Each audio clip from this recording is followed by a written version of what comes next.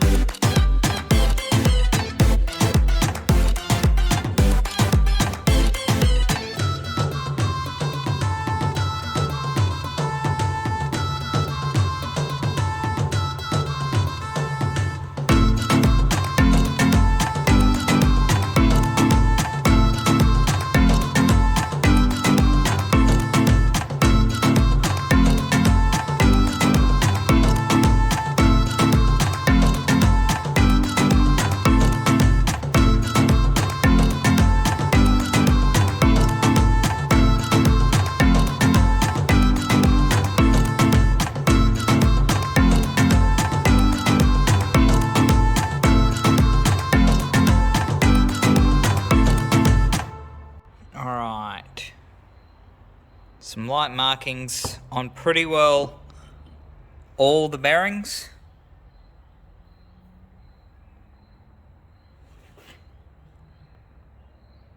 That one's good. That one you can see, that's catch your nail worthy. Those scratches there. Which, if we look at the main bearings, they all look a little wiped, so it might have been starved of oil briefly at some point. But you can see that line there, particularly this one, which very much catches your nail.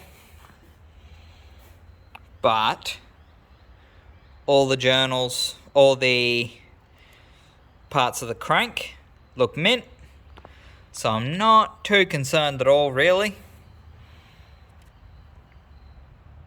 All the stuff on the crank looks mint.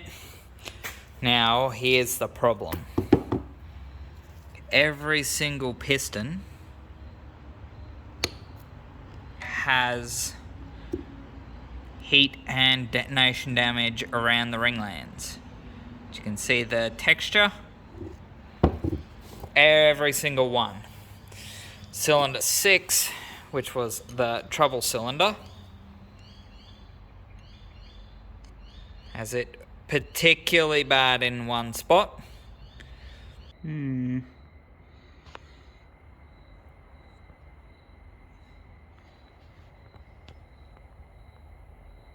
concerns me.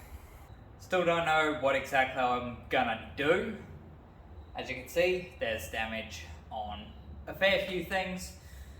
The crank could use a collar for the oil pump engagement. It does have the billet oil pump gears though. So a collar, and that should be safe as houses. And the pistons, I don't know if they're good to send or not. I'm gonna have to talk to an engine builder, touch base with a few people and see what they think. And the condition of them is gonna sway what my decision is for putting this motor back together. $1,600 for pistons, for forged pistons, is a pretty big bill for getting back on track. So the thoughts on if the pistons are cooked and they're no good to keep sending will be rebuild one of my 30s that I've got under the blanket with stock pistons and rods. I've got a set of balance rods that are on the shelf. Rebuild that with ACL race bearings, fresh rings, MLSR head gasket, my ported head with the TX2 cam, all my bolt-ons, everything like that. Then get a trigger set up and potentially set up for flex fuel for E85. Should make 400 happy all day, every day on that setup. Put my billet oil pump on, all that. If the pistons are good, I may just put this motor back together with the same treatment of the fresh bearings, fresh rings, fresh head gasket, put the ported head with the TX2 cam back on, and all my bolt-ons, trigger setup, all the same stuff I'm going to do otherwise. Get that tuned, let it make that 400, 450, whatever the fuck it wants to make. Leave it the fuck alone, not touch it after that. Get tuned, don't fuck with it, just drive it. And then start on the 33, because I've been building the same platform for 5 years or so now. I want to start playing around with something different. So yeah, that's the plan. I want to get this still set up for a seat time car. One friend did have the idea of set up NA, sell it off and build the 33, but I don't know if I want to do that. You can see the damage that's done now. I don't know if any of you guys are engine builders or have a bit more experience with it than I do. All I've done is rebuilt an L67 and done some head work and stuff, so I don't know. I want to hear your guys' opinion on what I should do next, because I really don't fucking know. At the moment, I'm just kind of letting professional opinion on the pistons, let that decide what I should do and motor-wise and everything. But at the moment, it's looking to be trigger setup, potentially E85 for maximum safety. And yeah, put either a stock piston and rod bottom end together or put the forged bottom end together. But if I put a stock bottom end together, stock piston and rod bottom end together for the 31, then I could use the leftover forge bits for putting a big PP 2530 motor for the 33, which I really want to start the 33. I'm getting sick of building the same fucking car. But it's also so close to being a perfect seat time car. If you go back to the old Matsuri videos before it got crashed, it was going fucking phenomenal. It's a fantastic car. Just all these curveballs, which are probably just me rushing stuff, trying to get back onto track, which hindsight's 2020. I don't know exactly what to do. I'm still deciding. That's why it's taken so long to get this video out. So, you guys can see the damage. You guys know my thoughts and plans. I could either make 2 motors out of this and what I've got there, make big forge motor for the 33, put forge setup back in the 31, do stock piston and rod setup for the 31, and then start from scratch for the 33 build, which is not a bad idea. But I think the pistons are gonna be a big deciding factor, because I'm not gonna spend an extra $1,600 on top to get the 31 going again. I don't want to keep needlessly throwing money at it when I could start the 33. Seat time, new project. Seat time, new project. That's what I want to do. So, I don't know. Let me know your thoughts down below. Bombard this comment section. Give me some input. Give me some more opinions to go off, because at the moment, I'm struggling. It's stressing me the fuck out majorly, because I don't know what I want to do. What to do. What's going to be the best course of action. I just don't. There's the thought of, if that bottom end is good, the horsepower I want out of the 31 will be made on a stock piston and rod bottom end with the gasket and studs and blah blah blah blah blah, and be reliable. And then I'd have a forged bottom end to build a 2530, being that these pistons already have reliefs for the twin cam head. I don't know, a lot to think about. I've kind of rambled here. Let me know your thoughts, seriously. I want to know, like, I enjoy making the content just as much as I do enjoy building the cars. So, let me know what you guys want to see. I know you want to see the 33 build start, and I want to be able to do seat time, and I want to build the 33, something different, new, exciting. Hence why I want to build a 2530 as well, because it's something a bit different. Working with twin cam, haven't done much with twin cam RBs yet. So yeah, big info dump. Don't know what I want to do. Let me know your thoughts. Anyways, can't keep you for any longer. I've got to go. I'm already late to where I need to be. So, let me know your thoughts down below. Give me some input of what to do. Channel direction, car direction, motor direction, thoughts on the damage. Let me know. Leave a like if you enjoyed the video. And yeah, thank you guys for watching. I'll see you on the next one.